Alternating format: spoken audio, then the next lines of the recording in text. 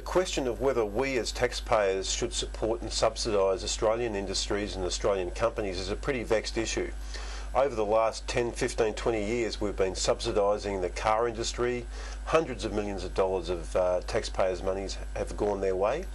We've seen the mining industry be the recipients of $4 billion plus in taxpayer-funded subsidies.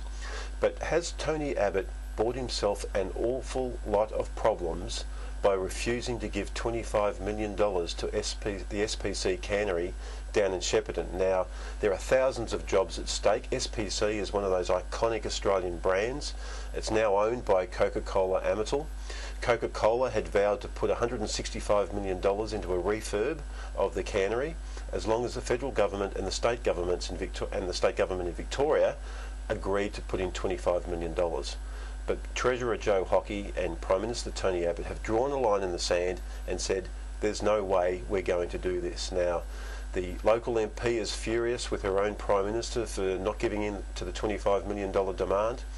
There does seem to be a really big inconsistency developing here. During the last federal election campaign, Tony Abbott promised the multinational Cadbury $16 million to improve their factory down there in Hobart. We've seen ongoing commitments made to General Motors Holden, and yet SPC can't raise $25 million. I don't think the taxpayers should be forking out money for any business.